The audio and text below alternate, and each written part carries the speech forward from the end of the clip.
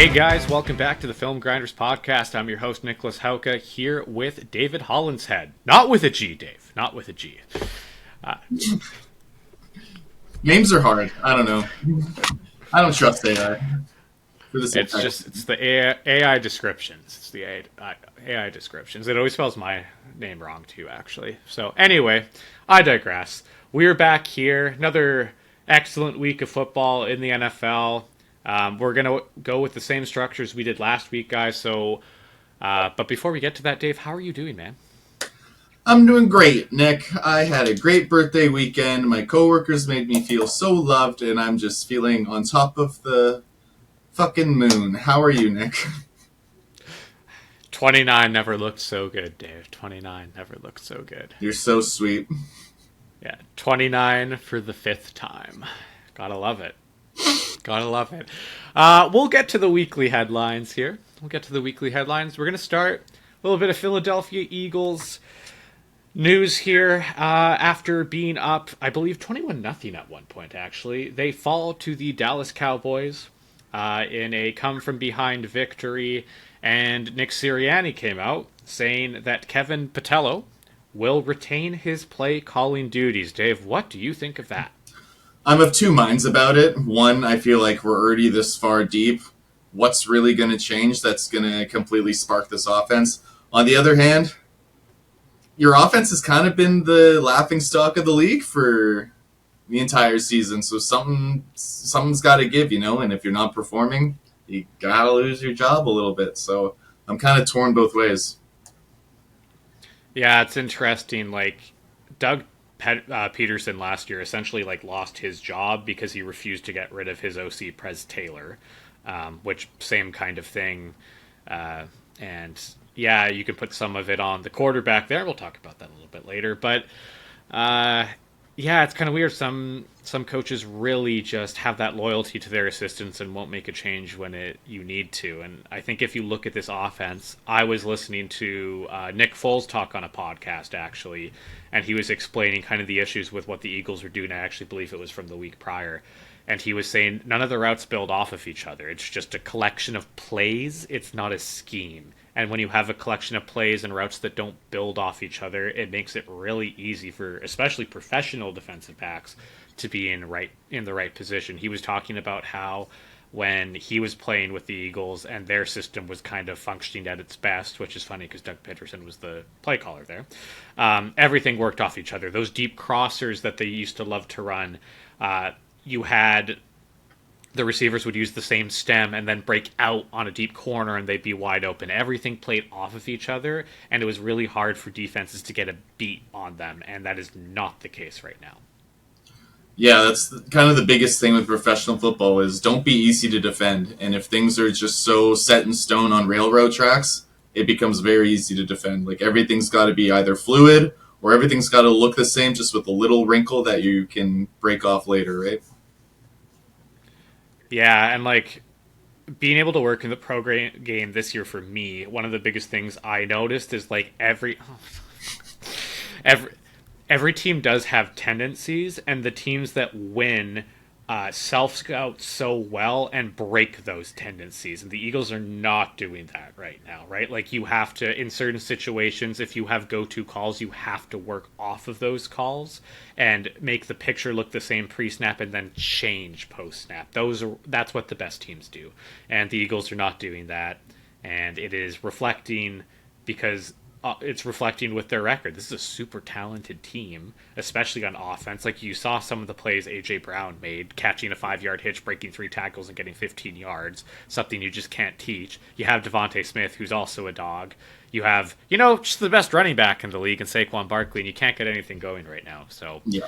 that needs to be fixed. I don't think this is a good decision by Nick Sirianni, but we will see if they can get their stuff together and build on that.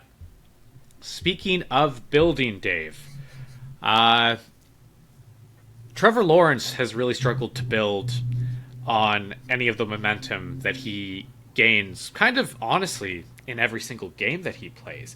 There's a lot of plays where Trevor makes throws that you go, wow, not a lot of people in this league can make that throw. And then he follows it up with some of the worst throws you can possibly see in a game. We saw 3 interceptions in the Arizona game. There's lots of discourse going about Trevor Lawrence, and here's what I found, right? Trevor Lawrence's game right now, and it has been for a long time, is like my hinge algorithm. There's too many 10s and too many 1s. I need some 5s and some 7s from Trevor, just like on my algorithm, because that's okay, and that works for most people. The floor is too low. The floor is too low. You need to raise the floor to a 5 and a 7, and you can still have those 10s, and you get lucky sometimes. But the floor needs to be at a 5, Trev.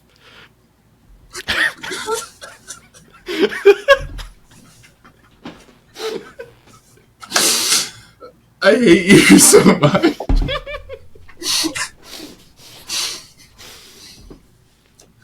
Well, Nick, maybe just like your hinge, you need to be more creative with your answers with Trevor Lawrence. Anyway, so moving on with Trevor, the floor is too low, Dave. What does he need to do to build more consistency within his game? Because there is a lot of good. There was that touchdown throw to Jacoby Myers where he gets a 0 look. He has a free blitzer in his face. He backs up and in stride, right on the break, hits Myers for a touchdown. It's a throw that not a lot of quarterbacks have the wherewithal to make or the touch to make. But then he'll follow that up with 2 of the most mind-numbing interceptions that you're going to see. What does he need to do to get better? At this point, there's kind of 2 different roads that it can go down, and it's either one, he's already what, 5-6 years in the league at this point, right? Yeah. So there's 2 kind of ways to go about it, and it's either you get him an elite offensive coordinator, an elite QB coach who can kind of pound that into his head, like a Josh McDaniels type, or this is just who he is, and you kind of have to live with it. Like, no one's making significant leaps in year 6 when it comes to these kind of mental mistakes, mental hiccups, whatever you want to call it. I think if you want the consistency, you got to bring in the coach that's going to make him that consistent. Otherwise, at this point, you just kind of live and die by his sword. Is Liam Cohen not that, though? Like, we saw the work he did with Baker Mayfield, elevating his game and getting him back to an all-pro level. Is Cohen not that? Well, either he is or he isn't, right? And if he is, then it's on Lawrence. And if he's not, then you have to go find somebody who is. Yeah. I mean, Trevor has not been set up for success a lot of his career, but I think at this point, I like what Cohen does. I think the offense, it makes sense. I think plays work off of each other, and there's stuff that's open all the time. So I would say that Cohen probably is that guy, watching the Jags more closely than most people, unfortunately, as a fan of the team. So, yeah, he's got to figure it out. And, like, he's very frustrating because the potential is definitely there, but he just has not fulfilled it. And I think by the standards of what people expected of him, you can call him a bust, but I don't think by any means he's a bad player. I think, unfortunately, at this point, he's an above-average player, and people expected him to be generational, so that's where a lot of the anger of Jaguars fans comes in. I am able to kind of see, like, the Urban Meyer year is a disaster. Like, you essentially didn't grow that year, right? That, like, you know who his best receiver was that year, Dave? Laquan Treadwell was his best receiver. Right. And he had Tavon Austin, not West Virginia Tavon Austin, but like year 10 Tavon Austin, or it might have been year 8 or something like that. But anyway, was like not set up for success. Doug Peterson comes in. He has a great first year, and then their relationship seems to unravel, and lots of things surrounding that team. And Peterson is kicked out, and it's just, but at some point he's got to elevate, right? And maybe he hasn't been set up for success, but you need to kind of own it and get better. Maybe he'll have a Sam Darnold resurgence at some point, but right now he's an above average starter, which is unfortunate. Yeah, it doesn't help that he doesn't have any consistency around him. It's just been complete chaos, which is a tough situation to thrive in, but as your boy would say, this is professional football. Like, you got to find a way to put it all together despite all that stuff, right?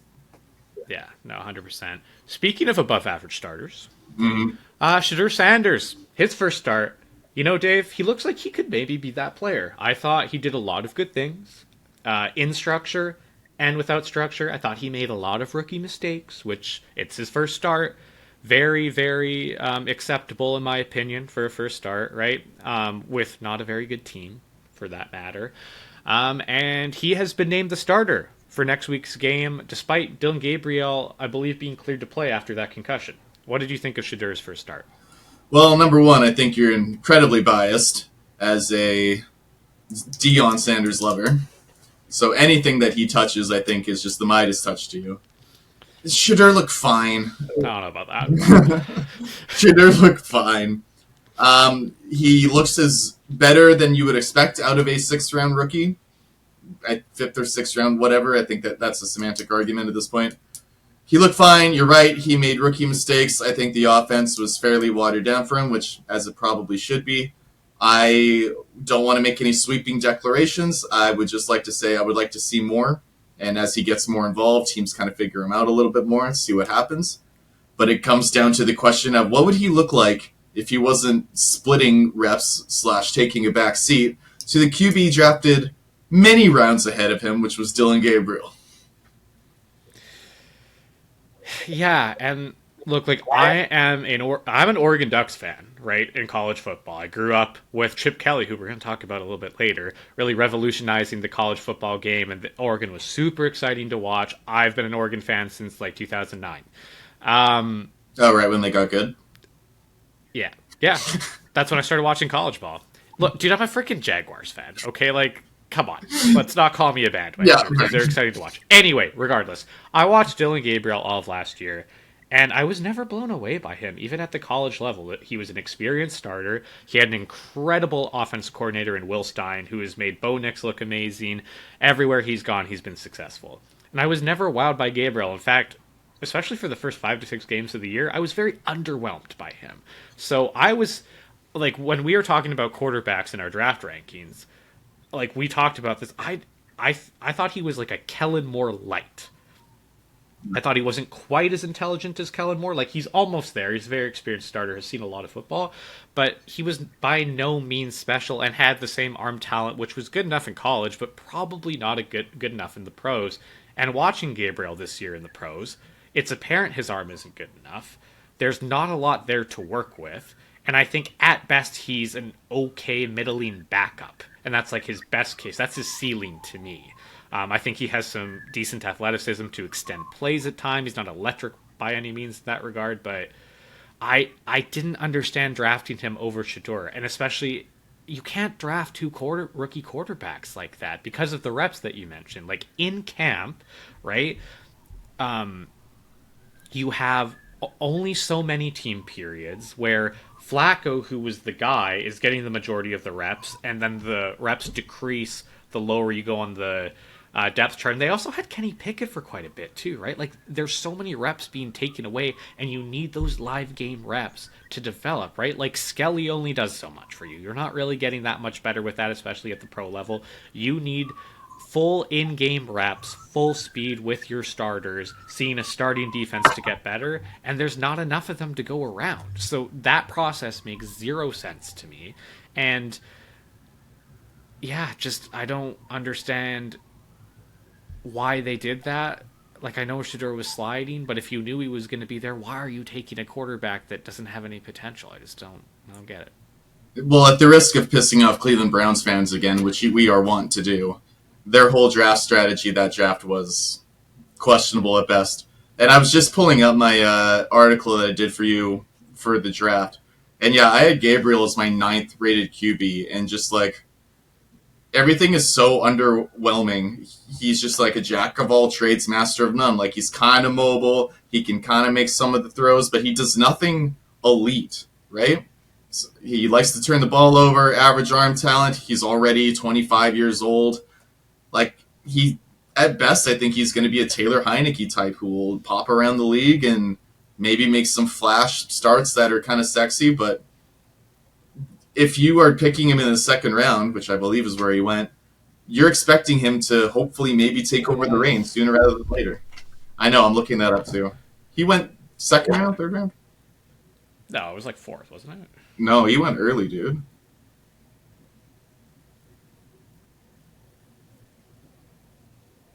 He's the 94th pick. So third round. Okay, so still kind of a flyer. Yeah. Okay. But yeah, regardless, like Shadur's on the board. He's clearly the better player, despite the distractions. Not good process by that management group. I will say though, like some of the for as much as we've kind of shit on that draft, I think on Sunday you started to see a lot of those rookies start to kind of take a step forward. I thought Mason Graham actually had some pretty good plays, and we always said that Graham was good. We just didn't think the ceiling was overly high. We thought like good starter for his whole career. That's kind of what we thought. That's kind of what he looks like right now. I don't know if he's going to take a step forward. Trevion Henderson has looked really good. Sorry, Quishon Judkins, the other Ohio State back, not the Patriots. Henderson looks great too, but we'll get to that. Yeah, sorry. Judkins looked really good on Sunday. They're using him in Wildcat looks too, and he looked pretty good running the football. Harold Fannin Jr. has made a couple plays here and there. Schlesinger has looked pretty solid. So, like, I think they actually did an okay job otherwise, but that just made no sense. And I think that might come back to bite them because you essentially wasted a third-round pick that you could have used to get another body onto that roster, which this team needs right now. As a head coach on the hot seat too, like, can you really risk taking two QBs and one with a really high pick like that? Like, I don't. Nope. Then again, we also said that there was weird in taking a defensive tackle, trading back for a defensive tackle rather than taking a game changer but we got shit on for that, so. Yeah. I mean, Travis Hunter's hurt, so. That's a shame. He'll be back next year. But yeah. Anyway, we will move on here. We'll go to the primetime games. An okay slate of primetime games this week. I thought we started with a bang on Thursday, Dave. Really, really good game between the Bills and Texans. And I think the issues on this Bills roster are really starting to come to a head. Yes, the Texans have a very good defense. But watching that game, there is no separation by Buffalo's receivers. Shakur is the one guy that can kind of get open.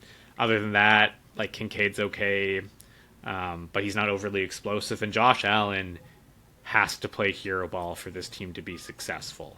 And Kincaid didn't even play. He's out. Yeah. So. No, I agree. The offense runs through two players, and that's Josh Allen and James Cook. And beyond that, it's both of them making any play they can. I mean, Gabe Davis is back. He's not great. Josh Palmer is like kind of a fine for a fourth option, but he's being forced to take big reps. And Keon Coleman, I was never high on. He either didn't play this game or didn't register a stat. But I never liked Keon Coleman. I don't like these big receivers that struggle to get separation. He's working with an empty cupboard and hoping that he can make chicken salad out of chicken. As the great Casey Printer said on Hard Knocks. Yeah. What a dog that guy was. For 1 year. Yeah, and it was an electric year. It made me love the BC Lions. So, Dave Dickinson, baby. Dave Dickinson was great too. Just different. Yeah. Also, Dave, here's the thing. Let's talk about the Texans for a sec. Yeah. Davis Mills is 3-0 as a starter. Are we witnessing the next Trent Dilfer? You know, we might be. Just get the guy in who's just going to manage the game, not turn the ball over. 16 for 30 for 153 is not exactly lighting the world on fire, but putting up 23 points isn't lighting the world on fire either, but he's finding his receivers. He's moving the chains. He doesn't exactly have, a great running game to back him up either with Woody Marks, but they do just enough with him under center to win these games. Yeah, I think the Texans can't wait to get C.J. Stroud back. But I was looking at it. Davis Mills gets the ball out, I think, at the third fastest rate in the whole league right now. It might have gone up or down since I looked, because I looked last week Yeah. when we were reviewing Darnold. So yeah, he gets the ball out really fast and doesn't make a ton of mistakes. So he's doing his job until Stroud is back. Texans defense is scary good. Yeah. Scary good. Which with D'Amico Ryan we We expect. Right. Yeah, 100%. But I think a lot of players have taken a big step forward. Kamari Lassiter, their number two corner beside Derek Stingley. I actually didn't really like his game coming out of Georgia. I thought he was pretty okay at everything. He has really stepped up big time this season and has looked very, very good. So I was very wrong about him. Their safety tandem is awesome. And then, of course, up front, Daniil Hunter, Will Anderson. Doesn't really get much better than that on the edge. So they look pretty darn good. I know they haven't had the best record this year, but that defense is damn good. And Josh Allen felt the brunt of that. Pretty heartbreaking loss. You convert a 4th and 20 plus on a hook and ladder, get all the way down, I think, to about the 30-yard line, and then can't punch it in to win the game. Really heartbreaking. I wonder where the Bills go from here. They're almost kind of reminding me of like the 16, 17 Packers, where Aaron Rodgers had to do everything and didn't really have anyone to throw to anymore. It's just the James Cook and Josh Allen show there in Buffalo. I think there might need to be a little bit of roster reconstruction done in the offseason for this team to be a true contender. Yeah, I think they're heading into the window is kind of closing on them in their little championship window that they thought they had. It's time to reload. But quickly, before we move on, I kind of want to shout out Kalen Bullock for the game that he had against Buffalo. I mean, 5 tackles, 2 interceptions, a forced fumble. That's what if you want to be a rookie and make a name for yourself in the league, that's how you do it, right? Prime time against a great QB, pick him off twice. That's what playing for a high-class defensive coach will do for you. Uh-huh. Putting you in the right positions and letting you fulfill your potential. Gotta love it. If only they could figure out the offensive side of the ball, but I will digress on that. Then we had Bucks-Rams, a game that I thought would be pretty tight. I did think the Rams were going to win because the Rams, I think, are the best team in the NFL right now. I know you would disagree with me as a Patriots fan, but not a biased opinion at all, hey? No. The Rams completely shutting down the Buccaneers. Baker Mayfield getting hurt on the last play of the second quarter. Teddy Bridgewater goes in, and the game was essentially over by then anyway, but...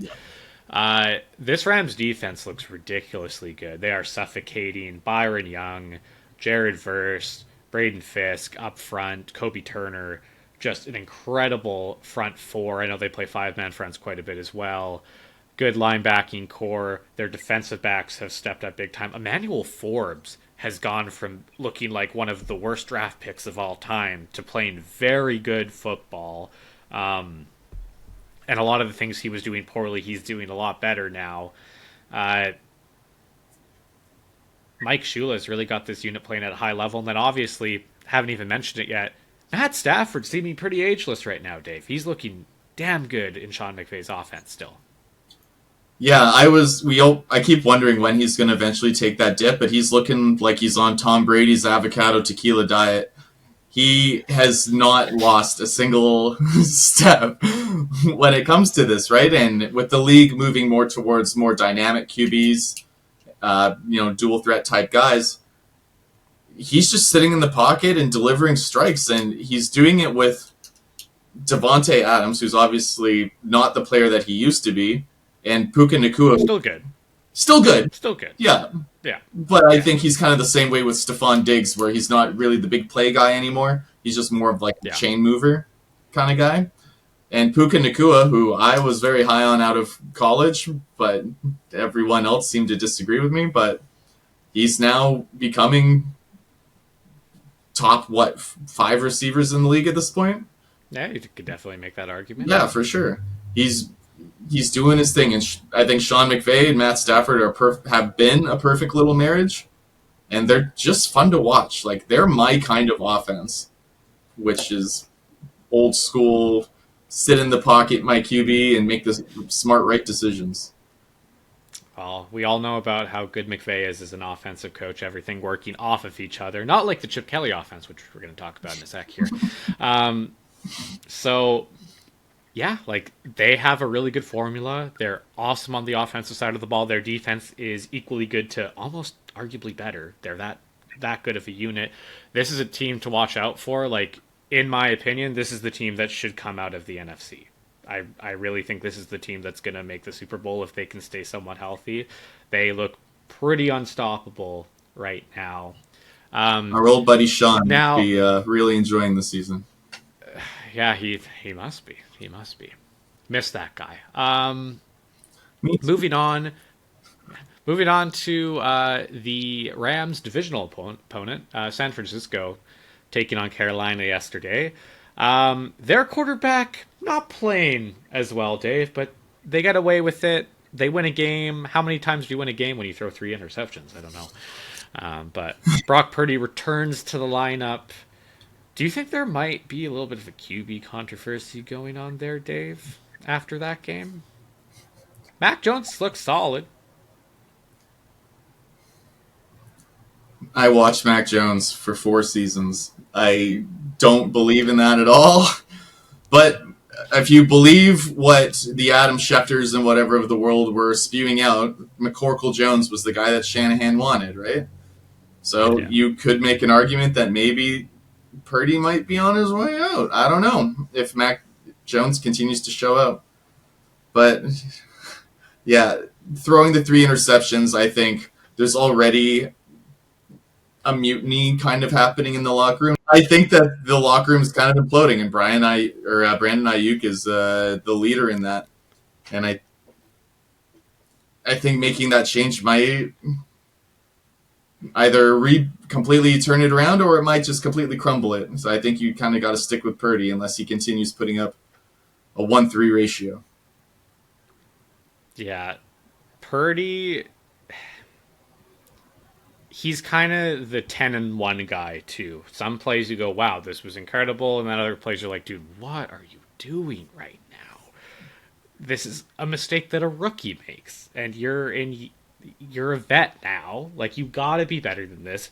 You're in a system that really puts you in position to succeed with Kyle Shanahan as a play caller." And like we've seen that with Mac Jones. Mac Jones looks like a different player than he has pretty much since his rookie season. He was awful for the Jaguars last year. He put up some okay numbers, but if you actually watched the games, he was horrendous. And then Brian Thomas would make a big play. Like, he was really, really painful to watch. Now, could that be the Doug Peterson offense? Perhaps. Maybe. There's a reason he got fired. But he comes to San Francisco and does all the right things. He's not explosive by any means, but he just does the right things. He takes his checkdowns. He takes what's there, and whatever Shanahan gives to him on a silver platter, he takes. And it feels like Purdy tries to do a little bit more than that at times. And he actually said in his pregame interview of what he learned from Mac Jones, pregame, he was talking about, taking the easy stuff, not passing it up, and making the right easy throws. And he didn't do that on 3 occasions, at least. Actually 4. There's one that should have been picked as well. So he needs to step up. And you know what? Like, we talked about this Niners team, Dave, being really bad in the offseason. We were wrong. I was adamant that they would be very lucky to get 8 wins. They're there, right? Like, they have 8 now, or is they still at 7? I think they're at 8. They're 8-4 after yesterday. Yeah, they're at 8-4. So they're already there, unless they have a monumental collapse, which I can't see happening. The coaching job the staff has done has been absolutely remarkable. You got to shout out Kyle Shanahan, Robert Saleh doing an awesome job with that defense. They've been injury ridden all season long, and he still has them playing at a remarkably high level. You really need to commend that staff and what they've done with this group, because I don't really think it's that good of a roster, to be honest with you. No, I would agree, but I'm just kind of like peering through the scores, and if we want to talk about the Patriots having a weak schedule, Niners aren't that much better, and we're looking at scores that are in the teens or the very low 20s for a lot of them, and they're Yeah. winning games like against the Saints 26-21, which isn't, fantastic. Their one impressive win was maybe against the Chargers week 1. But beyond that, like, they losing to the Jaguars is a big one. And like beating up on the They're Giants. Beating up on the Giants Already isn't threw a lot of exactly picks in that one impressive. too. Beating Yeah, up on Carolina isn't exactly impressive. You know what I'm saying? yeah, that's fair. And Carolina kind of straying away from their team motto, right? I believe their legit team motto is "keep pounding," right? That's like their kind of like team motto. And just as a franchise, I believe that's actually their thing. I could Right. be wrong on that, but I'm pretty sure it is that. And they've been doing that for most of the year. They really got away from their run game, which was so weird. Rico Daddle has been really good for them, and they were throwing the ball a little bit too much. Everything in the passing game looks very difficult for them. Um, I Everything's didn't a think struggle. Bryce Young. Yeah, I didn't think Bryce Young was good yesterday. I didn't think he was bad. He was just kind of, he was fine. But they have a long way to go as well. But Dave Canales doing a really good job with that group. 6-6 now, I believe. Yeah, 6-6. Yeah. yeah. Yeah. I mean, I So don't know why they got away from the running game. Maybe just because they fell behind. But I mean, Dowdle 6 carries, 38 yards. yeah, like that guy's got to get 15 plus a game Yeah, exactly. minimum, right? But anyway, we won't talk about that game much longer here. Now, moving on. What's wrong with Chip Kelly? Dave did a really good breakdown here of the former Raiders offensive coordinator fired earlier this weekend after another loss. Um, lots of issues. It's really interesting. Like, this is a guy who revolutionized college football. He was an offensive savant, and he got fired the first time in the NFL with the Eagles because of his player management skills. It wasn't the scheme. Like, he brought Nick Foles to the playoffs, and I believe Philly had like 13 or 12 wins that year. So like, kind of knew, he obviously knew what he was doing. He had a good year at Ohio State last year, stacked group, but regardless, they won the national championship. So clearly, at the college game and formally in the NFL, he knew what he was doing. Not been the case with his last couple stops, Dave, and we will get into that right I now. want Before we get to the to. PowerPoint, anything you want to mention? Yep. Before we get really into the nitty gritty, into the bones, I have a copy here of Dante's Inferno, where there is 9 circles of hell, and I gotta say Dante is wrong because there's a 10th circle of hell, and it's where you make me watch the Oakland Raiders offense because oh, did I need a drink while watching it? Because God, that was painful to watch. All right, diving into the nitty gritty here. Obviously, there's a lot to be said about the Raiders and their offensive line troubles, which I'm not here to say that that is completely wrong, but I think it's more of a testament of bad coaching on the O line.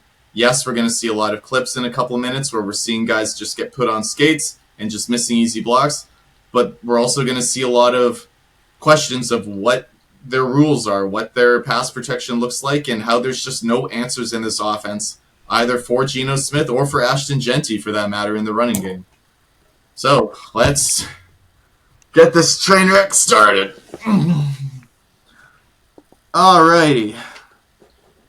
So first clip we got here, they're just unable to pick up stunts, and this is a very basic one. Looking to the left side here, we're going to see a double team from the left tackle and tight end. The tight end, Michael Mayer, is just proving that he should not be put in blocking situations. He's supposed to chip there, doesn't get a hand on him. Colton Miller gets caught chasing and is just completely unable to keep up. That should easily be a pass off between the left guard and the left tackle. Left guard sticks with the defensive tackle. There's no pass off. Both end up getting decent pressure, and obviously ends with a sack on poor Geno. He does have the option to dump it off to Meyer, which I think is the answer built into the play. But unfortunately, he is unable to pop it over his head due to the extreme pressure that comes in his face pretty right away. Yeah, and Dave, you would think when you're 7 versus 4 that you would win mathematically here, hey? But that is not the case, and I don't understand manning up the protection to this side. If you have a wide front like this, you have to have some form of double duel here where these two are responsible for the outside guys. You have Mayer chipping too, and you got to be able to pass stunts off. Like, you can't just expect your tackle to chase this guy looping inside. It's just malpractice. So, not a good start here. Let's move on. Yep. There we go. So we're going to see the same kind of thing here, a very basic stunt. We're going to, and just see that linemen not only get put on skates, we're going to see just complete whiffs. Obviously, this is a very well-coached defense under Harbaugh.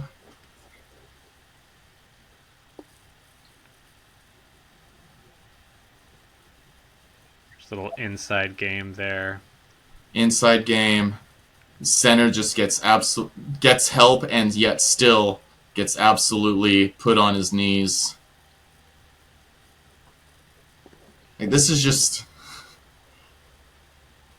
bad coaching. Like, everyone's just kind of blocking man to man, man on man, big on big, and then with the stunt, they just get caught kind of chasing, moving their feet, holding on for dear life to try and keep Gino up, and then as soon as any D lineman puts a move, they can't follow anymore. They're just stuck in this little phone booth. They're getting set by picks by their own players. The center gets picked by his.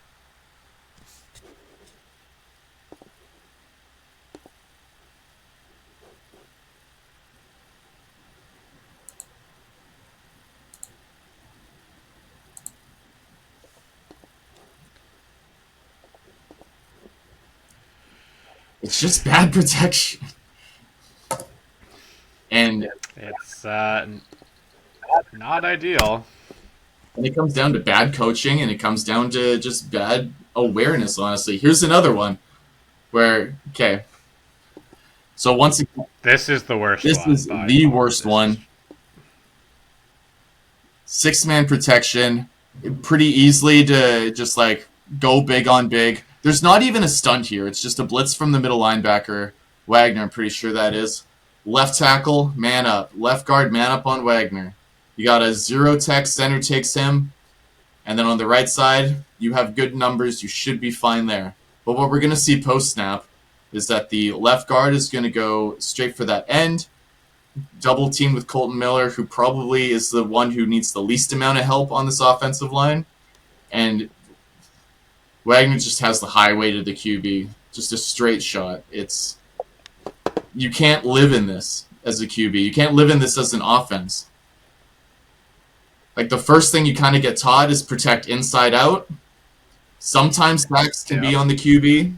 Sometimes QB is responsible for a defender if they're going to send more than you have to block. But in this case, they don't send more than they can handle. It's just bad prioritization, bad... Like, what's the rule here? Like, what are you trying to do? Yeah, it's not good. And, like, that's a really good point, Dave. So for people that don't know, right, in pass protection, a lot of the time, your quarterbacks are hot off of someone. So what that means is that player is not blocked. He is not part of the protection, and the quarterback needs to realize who that is. And if that player comes on a pressure, he needs to get it off to his check down or his hot route, or his rush, as Dave would say in his verbiage, instantly, right? And you never want a player to be hot and not blocked that is on the line of scrimmage, because he's going to get there right away. You want them to be outside. So if someone was to be hot here, either 24 or 4 would be ideal. That gives Gino an extra second to get to his hot. He will get hit, but it's coming from the edge where it's going to take longer, rather than Wagner just being right in his face as he catches the snap. You just can't win like that. You never will. Nope. One more time. Yeah, we just love watching that. Like, it looks like the left guard, I think that's Parham, is supposed to slide to his left. But, again, why? It's not... You got to go some form of big on big. 1, 2, 3 hot here. Because it's kind of like, it's unrealistic to ask him to block the nose here, but yeah. Again, no, the right guard just gets stuck in kind of no man's land. Doesn't know who to help or why to help them. You can't live in this environment as a QB. You just can't. No. All right. Here's another one. So this is one where we actually see them decently pick up the stunt here. We're going to see the linebacker, number 49. He's going to come. The center's going to pick him up. 40 here is going to loop around. The center's going to pass him off, not get caught in that, and the right guard's going to pick him up very well. But then it's the blitz from the outside, so exactly the opposite of what we just saw. What we're going to see a lot of in these next few clips is that they have their running backs, who I don't think this is Genty here. I believe this is McKinnon. They seem to have this rule where their running back's first read is the A gap. I don't even think they have them reading it. They just look for A gap protection, which puts a hindrance on instead of reading, reacting, and adapting to what the defense sends and able to protect Gino that way. He just has his eyes on 40, right up the A gap, and the number number 9 here is just going to come off the edge. Tufanga. There's nothing that Colton Miller can do. He picks up his guy because he has to block the inside guy, as we just said. Running back gets caught in no man's land. 9 just comes off the edge like a screaming eagle, and there's nothing that Geno Smith can do here except for just sit there and take the hit and hope that his hot route, his rush route gets open. But as we're going to see later, there's no answers built in this offense for that. He doesn't have a rush route or an outlet that he can dump off to in the face of pressure. And he just, unfortunately, just kind of has to sit there and get himself eaten. And this is pretty easy recognition, right? Like, typically when you have two guys on the edge like that, they're exactly trying to do this, is to draw the tackle and then have 9 wrap tight and be free. Typically with this guy starting inside out and then having to work out, but they don't even do that here, and it's just a free run, and it's... No, he just looks completely inside, does not get his eyes outside at all, and it leads to a 10-yard loss. All right, now we're on to some offense. So we got a inside zone bubble. I'm going to call it an RPO, even though I don't think it is. We got Myles Garrett at the top of the line of scrimmage here. We got 2 tight ends on that side, Meyer and Bowers, neither of which are elite blockers, but we're going to end up leaving him alone for a bubble screen. We got Trey Tucker in motion here. He's going to motion back. We're going to have play action with Genty. Or not play action, it's going to be a handoff with Genty. And Myles Garrett, probably the best D lineman in the league. Probably one of the best defensive players in the league. You can make the argument that he is the best defensive player in the league. Just left unblocked and just runs in, makes the play on the ball. The tight ends just completely abandoned, try and get up to the screen. If you look at the left tackle, Colton Miller, he ends up trying to reach block the 3 tech, which is a choice schematically. It's a really tough reach block for him because he has to completely move, and he ends up pushing the 3 tech into the play hole, who's able to help make the play, right? Now what this should be, or what it could be maybe, is that this could end up being a naked boot if Geno decides to keep it and look to the bubble RPO. But that's a really tough throw in the first place for a QB to make that play action, boot to the left, and then throw a bubble screen. I don't like that design. I think this should be in gun, if anything, if it's going to be a true RPO. But the fact that he's under center, it's impossible for him to look at the numbers. It's impossible for him to make that read, and then really tough for him to make that throw. If he's in shotgun, he can see post-snap that the outside linebacker, what I would call the apex defender, you can't really see the number, but it's the dude with the dreads. He kind of gets caught in the run action. That's exactly what you want to happen. You have numbers up top with the 2 tight ends blocking. You throw that bubble screen. He's probably picking up at least a first down, if not having an explosive play. But because you're under center, you don't have eyes to the post-snap movement, it's impossible. You can't read it. It's impossible. And then the play just ends up getting blown up. And of course, the center right guard, are unable, even though they're double teaming, they were unable to get a. Oh, here's a good angle for that. It's a That's a different one. different play. Okay. That's a different one. The center and right Yeah. guard were unable to make a push, get blown up. All right, what do we got here? This is going to be a little inside stunt by Delpit. Oh yeah, this one. Okay, super.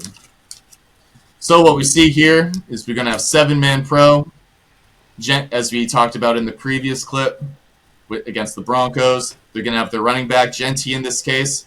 He gets moved up into the A gap, and that's his first read. I don't know why he's in the A gap instead of just being in the backfield, able to read and react. And this is the thing with Oakland.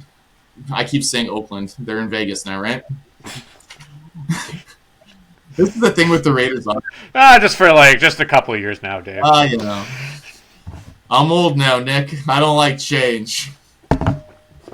So we got 7-man pro here, which we see a lot of in this film.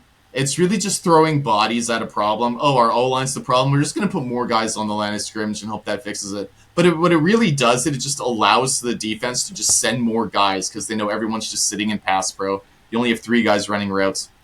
You don't need to have guys back in coverage, and you don't have the receivers on the outside that are worth covering, right? So basically what happens is post-snap, Genty in the A-gap, he ends up picking number 30. The right guard it causes the right guard to end up being uncovered and kind of stuck in no man's land like we've seen. Delpit does the little loop. And it's, again, as a QB, you can't live in this world.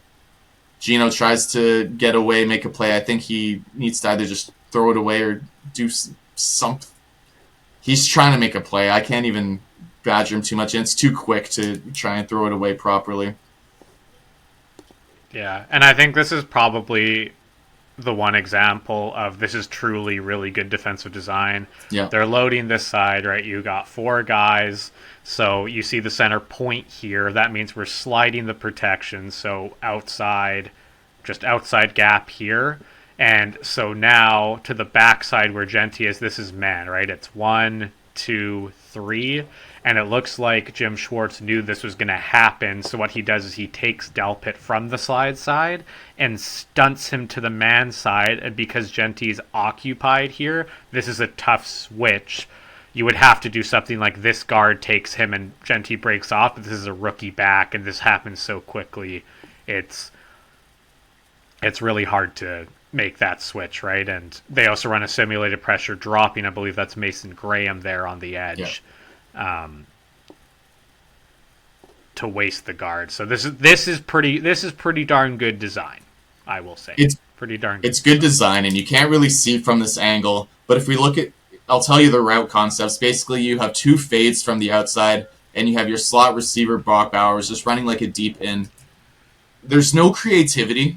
There's no answers at all. Like we talked about having a hot route. There is no hot route here. There's no rush in case there is a pressure. And 2 fades with a deep in, there's no problems. There's no solutions to the problems. Even if the play works and the pressure doesn't get there instantly, what's Gino supposed to do? This is easily covered by like any sort of man coverage or a cover 3 variant, right? You could just spot drop cover 3 with a robber and the play is just snuffed out instantly. Meyer does end up releasing here, but of course the pressure's there just too quickly and Gino's unable to get rid of it. But even if he is able to get to his rush, his delayed release from the tight end, 57's right there to snuff that out right away. It's just uncreative. I don't know how this would work at Ohio State if that were a play that they ran, but it's painful to watch. Yeah, you're not putting any defenders in conflict with that concept, right? Like, so we've been pooping on them, but I want to talk about here with this play of how they do have the capacity for creativity, and this is how you actually solve your bad pass protection problems. So what we got here, you can just play the clip, and I'll just kind of talk through it, and we can go back. We're going to have motion, some jet action, dump it off to Genty.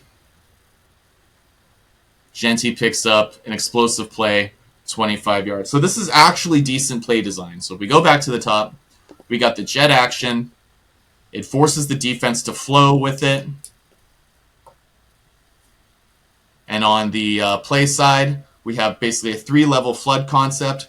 We have Genty quickly slipping out to the right for 1 level. We're going to have the slot receiver from the left side coming across. That would be Brock Bowers, who's just like right before the hash. Right there, we got a bit of a rhythm throw there. And then we got the read throw in case that's covered and the corner bites down with the deep receiver running a deep route. So just a 3-level flood concept. But unfortunately, what kind of happens is that Meyer loses his block, which we're going to see a lot of. But even though we have, like, completely just whiffs on his block, but even though we have that in immediate pressure, there's an answer built in the play right away. Gino's not able to make a proper read, set his foot, and deliver the strike down to the top receiver here at the 40. But he's able to turn around and knows where his answer is instantly. And that's just good play design. Gets it to Genty, gets it to one of his explosive players, and he's able to pick up 25 yards. And this is how you fix bad pass pro. You have answers built in the play. And this is just good R4 principles, honestly. For those who don't know what R4 is, we can cover that on another episode, which I can talk for 2 hours about. I have drank the Kool-Aid, as Nick likes to say. So now we're moving on back to a play that I just wrote. This play makes my head hurt. One thing that we're seeing a lot of in the league is putting your wide receivers as this kind of H-back tight end type role. The Patriots are doing with Mac Hollins. Mac Hollins is a decent blocker. I don't know what you're really losing in the passing game or losing to put a tight end there, but, you know, to each their own. Jack Besh here lines up as your H-back, number 18. So it's basically what looks like to be a zone counter with Besh pulling. This play has so many problems. Once again, on the right side, we're going to see 87, Michael Meyer losing his block, getting completely dominated by Cam Thomas. Cam Thomas is a fine player. He's a good depth player. I like him probably more than most people, but he is hardly the Myles Garrett of the league, right? And he just puts Meyer on skates to the point that he blows up the pulling blocker. We see here the right tackle and right guard. They work a combo block. Let's get back to that. They work a combo block, and it works pretty well until nobody takes the immediate threat, which is 33. The right guard ends up coming off, going for the pursuit backer, who's already being taken by number 66. So he's really just stuck in no man's land. No one is attacking the main threat to the play. It just feels like that's just bad coaching, if that's the way they're coached to do it. If we look at the center on this play, I don't know what he's doing, if I'm being honest, whether the play is designed for him to have a cutback lane there, but he just kind of oversteps to his left here. And we have a phrase called a-hole to the play hole. Well, your a-hole is pointing to the left, so is that where the hole is supposed to be? But cognitive... Hopefully not, judging by exactly, right? Unblocked linebacker. So he oversteps to the left. 96 just shoots right into the hole. Genty has to try and avoid him, which allows the backside linebacker, Schweitzer, to just sit there, make the play, easy peasy.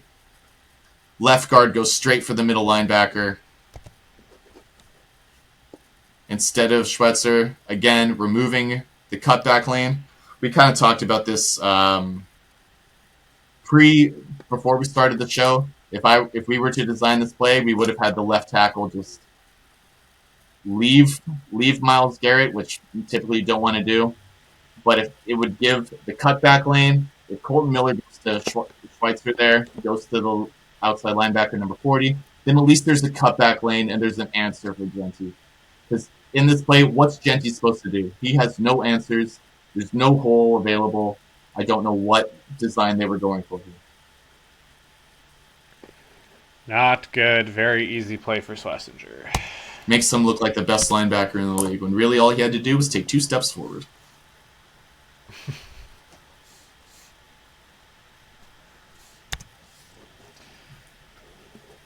All right. On to my favorite play. Oh, jeez. So, in this one, we got an 8-man protection. I don't know why you would ever do that. 8-man protection goes back to what I said about you're just throwing bodies at the problem, hoping to solve it. You have 2 outside receivers who are inside the numbers. I think that's poor spacing. And they're both basically just going to run 15-yard curls. And nothing happens. I think they have the option to run fades on that. But with the pass protection being as it is, I don't think that's great. If they both do run fades here, then they can both be covered by that free safety who just has to play center field and can make a play on either one. But running just 2 deep curl routes from 2 receivers, already I hate mirrored routes. I hate basic stuff like this. No defenders in conflict at all. There's just no answers to anything. You're not causing problems for the defense. This is just an easy cover 1 with this free safety playing center field and a middle linebacker who can just bail in case someone cuts under, I guess, but he just ends up being a non-factor in this play. From a defensive perspective, Nick, how easy is this to defend? I would like every opponent I ever coach against to do this. This would be lovely. And there's also, like, Dave, there's no check down on this play. No, like there's no answers. Where's your answer if this is covered, which it is. There's no chip flat or anything like that. Like, I don't. So to quickly just indulge myself, basically how R4 works is you have the 3 main Rs, which is your rush, rhythm, and release. So your rhythm throw is the one that you expect to be open at the top of your jout, 1, 2, 3 steps, or maybe 2 steps, whatever it is, and you expect that to be open. And then you have your read, where if that's not open, it puts somebody in conflict that another route is going to be open over top of it, or underneath. You know what I'm saying, right? You're going to have that second option to throw to. And then your rush, that if those are covered or you're under intense pressure, you can dump it off to some sort of outlet man. This doesn't have any of those options. You don't have a rhythm. These are 2 kind of read routes because they take so long to develop. But there's no one to help them get open. There's no scheme to get these guys open. And then obviously, like we just said, these are both covered. There's no outlet for him to check down to at least live to fight another day. And an 8-man pro, you don't need 8 men. Like, how easy would it be here if Genty or whoever the running back is at this time just scoots out as a little bubble screen to the right or to the left? And he's picking up a first down probably. But Cleveland knows that they're not going to release anybody, so they just send 7 guys and just let 3 defenders back up and, okay, Gino, good luck, buddy. All right, last one, Dave. Oh, Hold on. Why did it go back? don't make me watch that again. Oh, you got me excited for a second. There we go. So again, we have 7-man pro. We're going to have 3 receivers run routes that are not complementary to each other. You have both outside receivers running deep outs and your slot receiver running a deep in. No defenders are in conflict. There's no read to it other than just, I hope my man beats your man in man coverage. And it just doesn't work. The thing about Chip Kelly, you reinvented the wheel, you reinvented offense 20 years ago, and we, as offensive minds, have so much to thank you for, but the game has just kind of passed Chip Kelly by, and you can't live in this world without options. And schematically, it's no wonder why he got fired. If you're just watching this play and going, as Geno Smith or even as Pete Carroll, and going, oh, I can expect my QB to succeed. We have the answers built in the playbook for him to succeed. And it's, if I were a Raiders fan, I would just be devastated watching this. It's just so uninspired and boring and upsetting. Yep, it certainly is. And that's what's wrong with the Vegas Raiders. Paper drop, Dave. Paper drop. Yeah, Dave, good stuff. Good stuff. I think pretty clear as to why the Raiders are not succeeding. Poor scheme. Very poor offensive line play. Gino does not have a lot of time, and their out concepts are not helping him out. Greg Olson now taking over as offensive coordinator. One thing's for sure. I saw a stat. I think every single year that he's called an offense, a tight end has been the leading pass catcher in that offense. So Brock Bowers fantasy owners, let's go. You guys are going to have a good time. And Greg Olson's kind of old school West Coast-ish, but everything makes sense and does work off of each other. It might not be super innovative or anything like that, but it will very likely make a lot more sense to what was occurring in the slides that we just showed you. So maybe Raiders fans a little bit more things to look forward to in the future. We'll move on to our last segment, breaking the narrative. So, breaking the narrative. We talked about this a lot in the offseason. New York Giants, first team officially eliminated from playoff contention.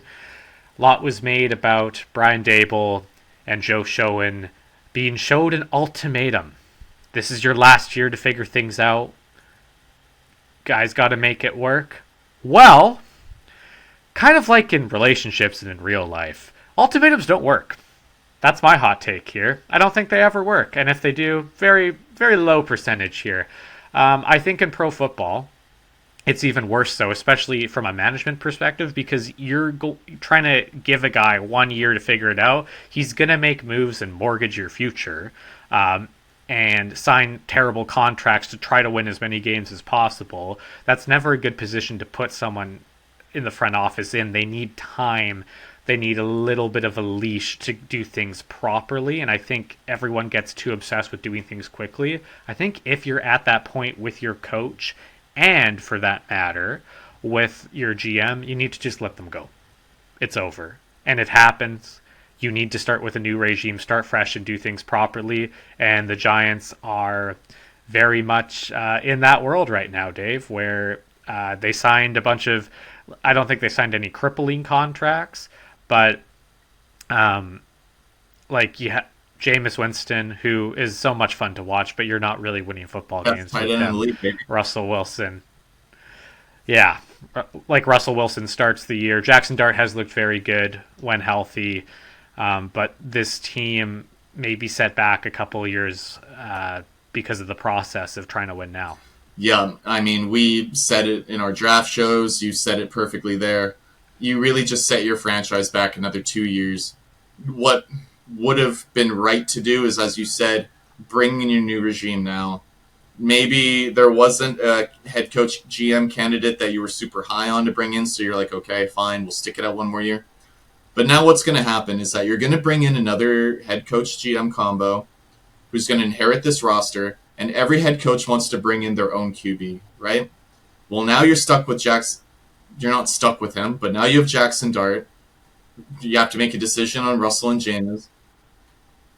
And you're just setting your team back 2 years because now the rebuild starts again in a team that just kind of reloaded to try and make a run right now. Yeah. And also, like, Jackson Dart has to learn a new offense now. Yep. In his rookie year, he learns a fairly complicated scheme with Brian Daboll. Now he needs to essentially squash all of what he's learned next offseason and start again.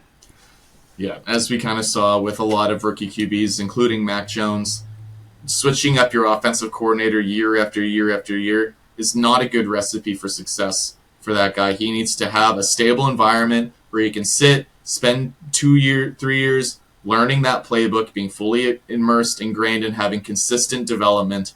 And Jackson Dart, it's kind of a shame that he's not going to get that. Hopefully with the next regime, but I worry about him getting the Josh Rosen treatment where the next head coach drafts a QB first overall. And sorry, Jax, you're out, buddy. There's just no room for you.